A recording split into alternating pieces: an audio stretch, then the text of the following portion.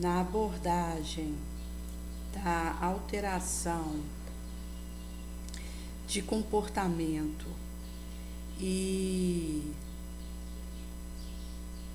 o que espirra disso, no caminho de tratamento, possibilidade do abordamento que vai ser feito, importa considerar que, com o avanço da pesquisa e do estudo do cérebro e do comportamento humano e da gênese da doença, houve uma série de catalogações de realidade mórbida que há 30 anos atrás passava despercebido na ponta de uma caneta. Uma criança podia apresentar um distúrbio de ansiedade, uma agitação incomum, uma persistência de agressividade, uma inadaptação, seja no banco de uma escola, seja com alguma mudança que estivesse vivendo na vida. Mas isso, mesmo notado e percebido, passava assim mesmo e só era oferecida alguma ajuda específica para a situação dessa criança quando chegava num ponto insustentável que precisasse de uma intervenção, seja de uma medicação, de uma internação, por ter se tornado intolerável a situação. Caso contrário, ocorria de essa criança se desenvolver ao léu com a ruptura que apresentasse e não raro isso acabava tendo algum agravamento adolescência afora, caso ela não tivesse conseguido digerir o movimento próprio para um equilíbrio mínimo da janela que se rasgava para ela na experiência de prélio afora que a chamasse para um amadurecimento e uma vivência mesmo que a competia. Em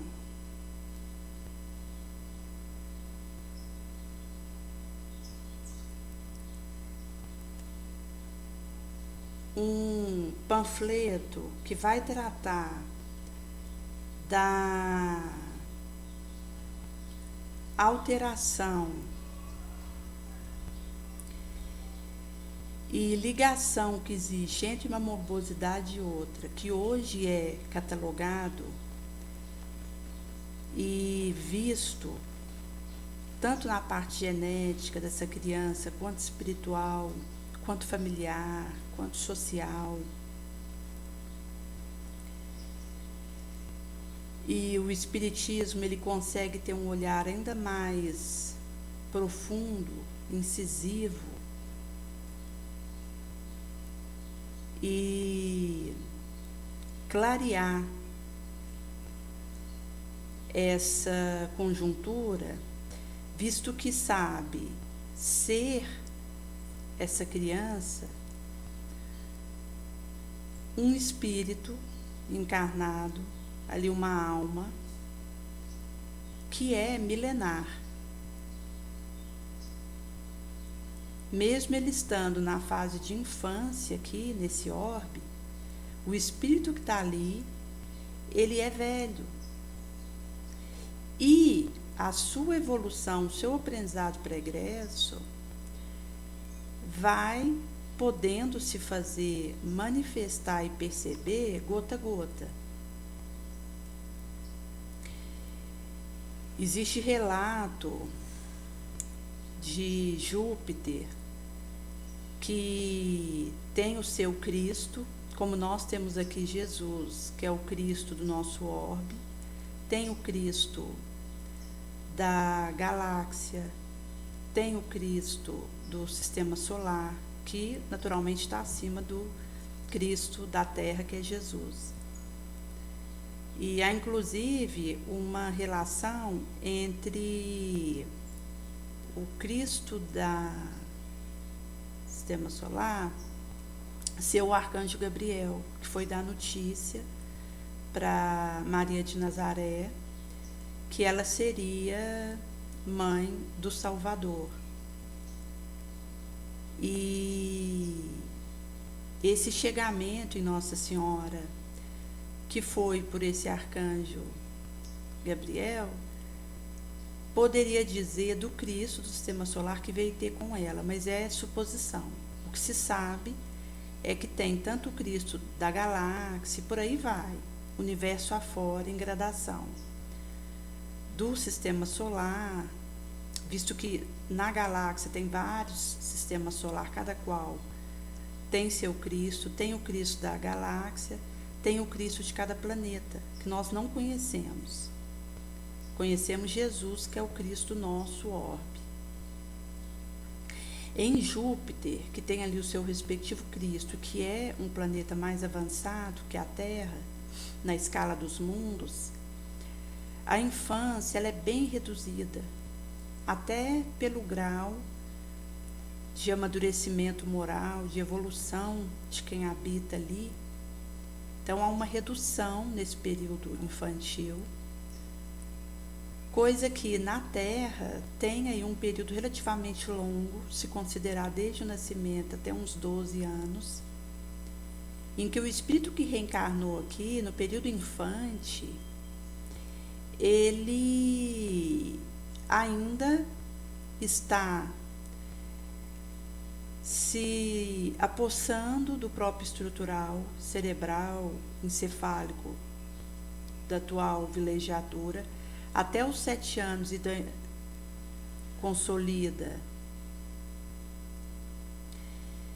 e amalgama esse espírito tomar esse corpo, e por isso que até esse período ele vai poder lembrar de coisa que ele trouxe do pregresso, ter uma certa associação que vai dizer de algo que ainda está muito quente dentro dele, que é a vivência que ele trouxe antes de vir e que vai cair no esquecimento até completar os 7 anos, quando a reencarnação de fato se completa.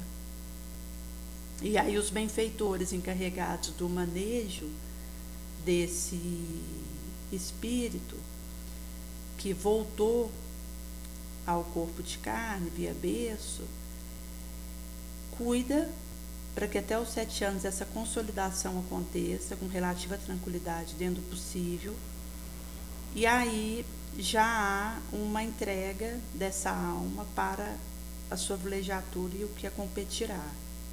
Aí eles se afastam, naturalmente com o mentor, o benfeitor cognominado, o anjo da guarda dessa alma a acompanhará, e temos aí, pelo menos até os 12 anos, um período considerado infância, que é longo em relação a outros orbes mais evoluídos, e que vai dizer, como Kardec exara no Livro dos Espíritos, da importância que essa maleabilidade longa expressa de intervenção educadora do genitor, de um professor, de um tio, um vizinho, que poderia auxiliar essa criança na domação da sua má inclinação.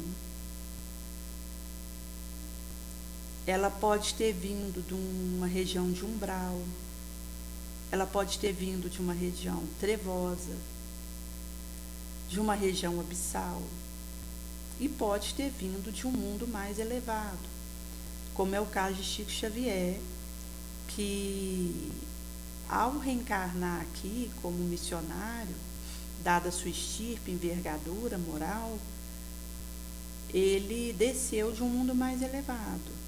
Daí, inclusive, o alcance visional que ele tinha de futuro, devido a essa forja que ele trazia. Mas aquele espírito que está ali, naquele corpo de criança, ele pode ter vindo de uma região sombria. E tem esse período de pelo menos 12 anos de uma maleabilidade diferenciada que permite a minha intervenção enquanto adulto, alguém que possa auxiliá-la, a ir se vencendo e diminuindo a sombra em relação à sua possibilidade de luz. Porque aí ela vai ganhando força moral,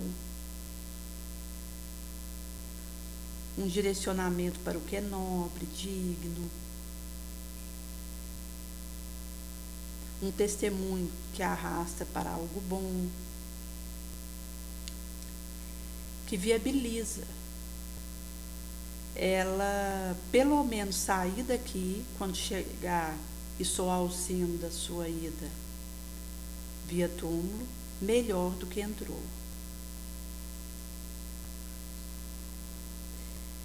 Quando se fala de nomenclatura supracitada que existe hoje para alteração que pode ocorrer, e aqui um adendo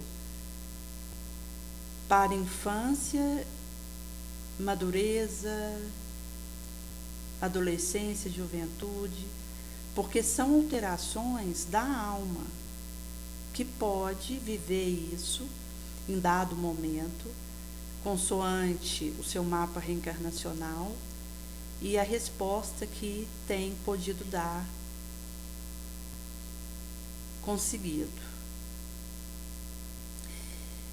Quando se fala do TOD, que é uma alteração que foi colocada no papel, existe aí a questão de confronta figura, imagem de autoridade, uma atitude que desafia, assim, e segue essa linha. E daí entra a questão de enfrentamento de regra, gosta de desafiar,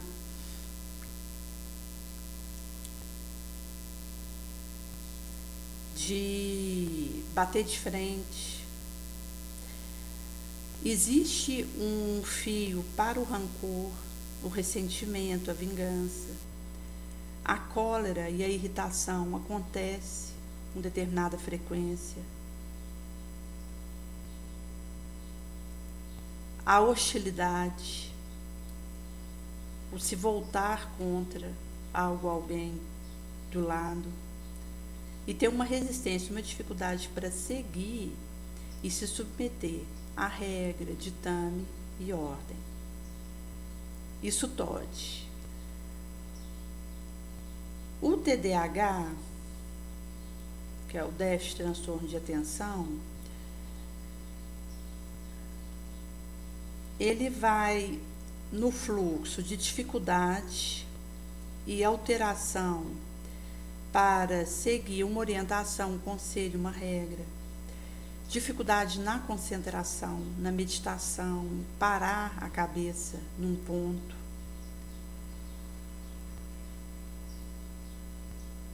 que entra aí essa questão da concentração, para o qual esse indivíduo ele vai ter resistência. A energia ela é abundante, então existe uma agitação constante. uma tendência a agir sem avaliar e filtrar aquilo que faz. A dificuldade em ficar parado. Daí, às vezes, o indivíduo senta para poder escrever algo e logo ele já está de pé, vai para o outro lado da sala, sai para fora, sabe que teria que fazer aquilo, volta, senta, daqui um pouquinho ele já começa a conversar com alguém. Então, uma tendência para um movimento anestesiante, porque fica naquele ioiô, sem encetar uma tarefa e concluí-la. E aí advém a dificuldade para se organizar numa rotina, por essa agitação, essa ansiedade persistente.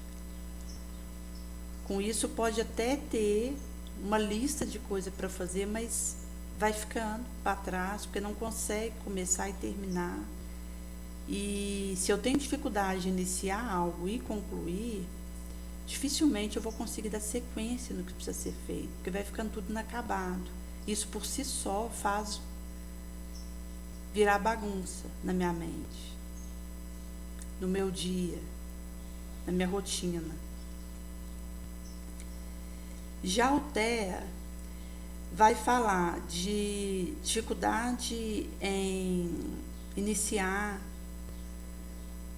uma interação, uma amizade, no relacionamento com o outro, na interação supracitada. Raia a repetição e o foco que ocorre em algo que precisa fazer, mas aquilo já poderia ser concluído e acontece um refazer de algo que já poderia ter sido liberado.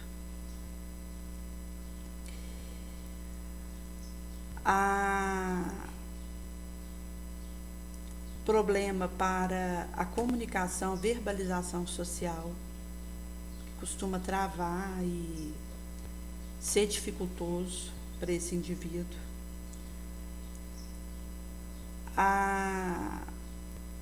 Endurecimento, rigidez na tarefa a que se propôs ao longo de determinadas horas, e também no pensamento, na onda emitida. Daí acaba que tende a parar naquela monoideia e tem dificuldade de estabelecer adaptação, melhoramento, acrescentar dados importantes para o processo em curso, otimizar.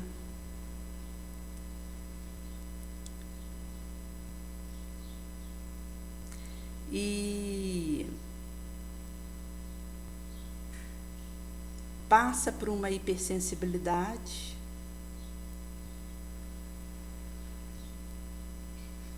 seja textura, luz, som, que acaba que afeta esse indivíduo de forma importante.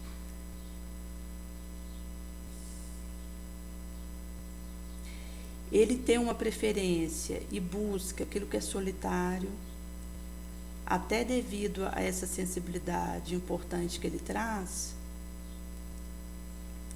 e a coordenação motor, o movimento, é prejudicado, atrasado, impactado.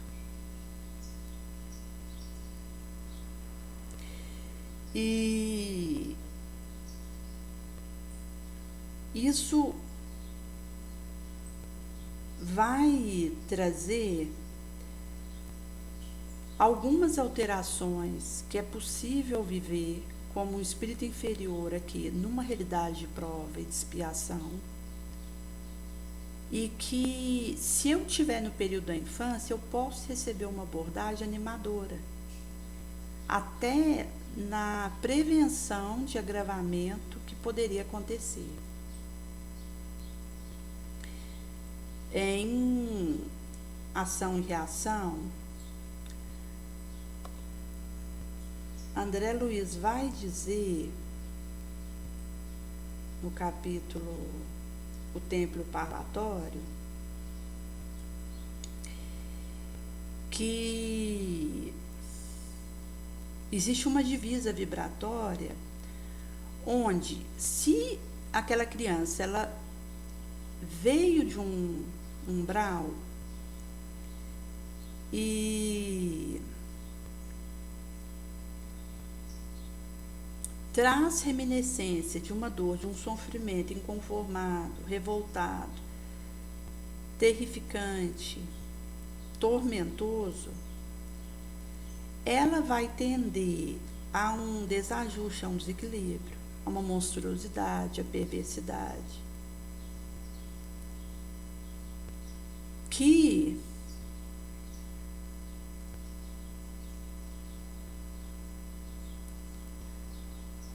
vai reverberar na conduta que ela tiver e até na dificuldade de resistência a uma abordagem terapêutica.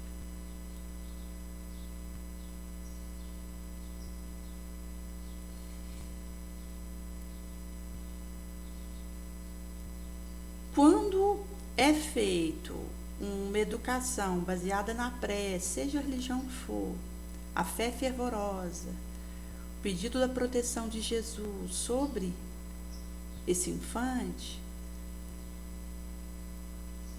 esse sofrimento, essa dor pungitiva, ela é paciente, ela é suave, leve, compreensiva, amparativa, e vai permitir que o que essa criança vive seja um cimentamento de reajuste, soerguimento, renovação e lapidação vibratória para o caminho que a aguarda. Isso mostra que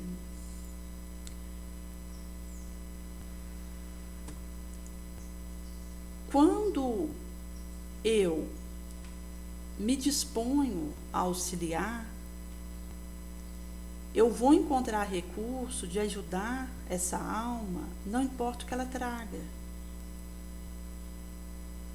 Consoante no período infante, que ela está dócil e suscetível de receber essas impressões benéficas. Tinha um homem casado que havia relatado que o filho dele, que deve estar em torno dos seus 8 anos, por volta disso, estava relatando medo, ansiedade exacerbada, havia sido internado e estava fazendo acompanhamento terapêutico, psicológico, e estava tendo uma resistência à remissão. Daí permanecia a insegurança desse garoto, uma tristeza, insatisfação, e beirava a revolta. E esse pai havia comentado que aparentemente a psicóloga não estava conseguindo auxiliar o filho dele, visto que permanecia com aquela condição. E falamos para ele da importância dele rezar para esse filho. Quando ele deita na cama, o genitor pode ir até essa criança, não precisa tocar nela, só de estender a mão e rezar por ela, um Pai Nosso, seguido de uma oração espontânea, na religião que ele acreditar, mas que tenha fé, o desejo de auxiliar esse filho, vai reverberar na entranha psíquica dessa criança. E vai fortalecer a mente dela, o enfrentamento, que ela acalma, sente segurança. E passa a ter confiança na intervenção de Jesus na vida dela.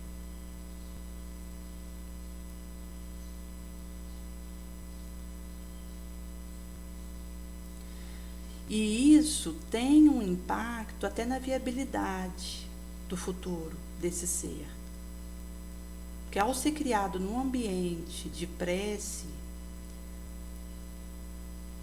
ela, mesmo que tenha o retorno de situações do pregresso que vão oferir e que colocar ela, às vezes, em situação de extrema vulnerabilidade, pelos tipos de reencontro que ela possa ter que viver e dos recursos pífios que às vezes ela encontra em si para movimentar a resposta satisfatória e de vitória em relação a isso, aquela incementação da fé e da oração segue com ela. E nos momentos mais críticos, isso é acionado por ela.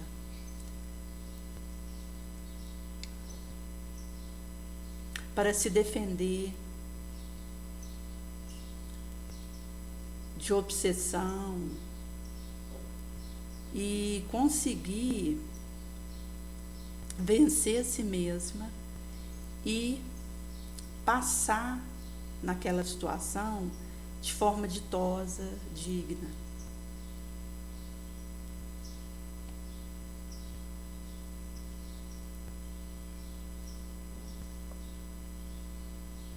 Por isso que a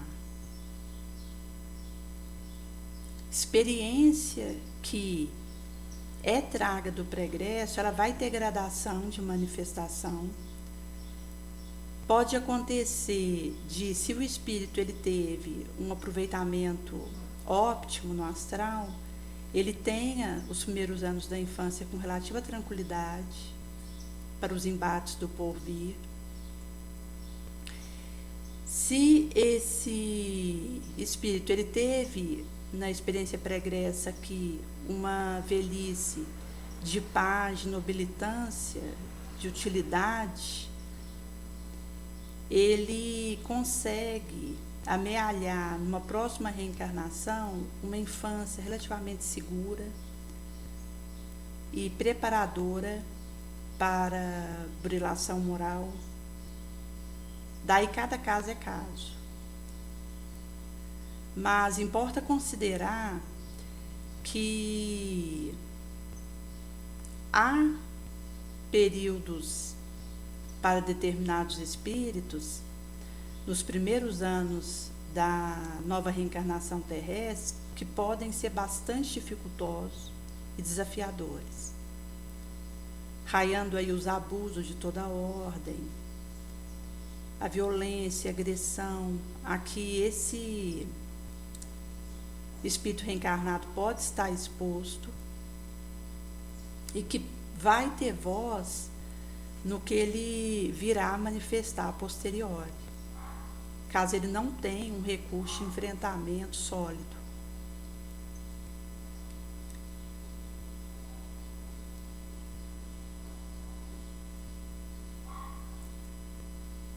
E nessa tela ocorre de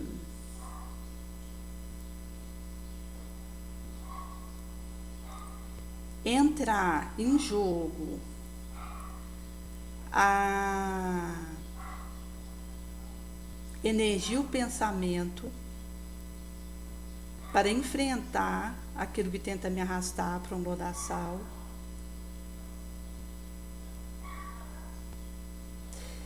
Visto que há jogral, sombrio, nuance, tinta confunditiva, que pode me levar a acreditar que para afastar de dada sombra, eu preciso agredir outra. Mas a única violência que eu preciso fazer é para vencer a minha própria sombra, que é tirar de mim esse bem para o próximo passo, que é o que vai me garantir desbravar isso.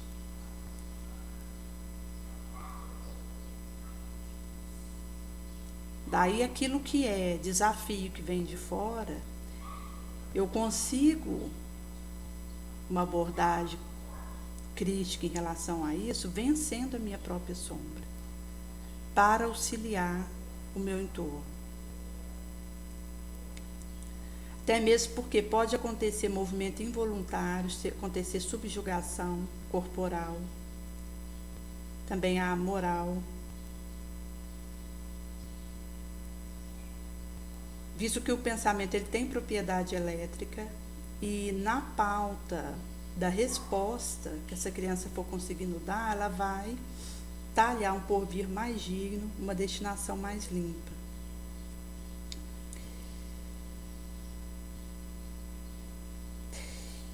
Estava ouvindo uma dada palestra espírita e aconteceu uma propaganda ali no meio do vídeo, que é algo inclusive assim delicado, porque Jesus vem exarar a todo momento para dar de graça o que de graça recebeu.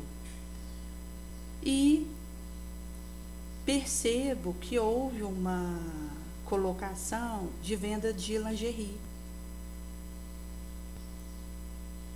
Isso mostra como que é perigoso resvalar numa vibração desvirtuosa. Porque mesmo que eu dê para o ambiente da minha casa, para aqueles com os quais convivo, seja adolescente, infante, juventude, um auxílio e uma ofertação benéfica, existe um espreito do mal que vai tentar se infiltrar no que é bom. É o que Jesus traz de volta da parábola do joio e do trigo. Quer dizer, o joio não é mostrado por Jesus como algo num canto, mas infiltrado no trigo. Por isso a importância de vigiar e orar, porque seja a inveja, o orgulho, o ciúme, a sensualidade, o egoísmo, isso ronda esse trigo e, em se filtrando, consegue enganar, ludibriar para fazer o serviço a que veio. Daí Jesus, ele frisa a humildade, cautela, vigilância e a oração para o enfrentamento nobre.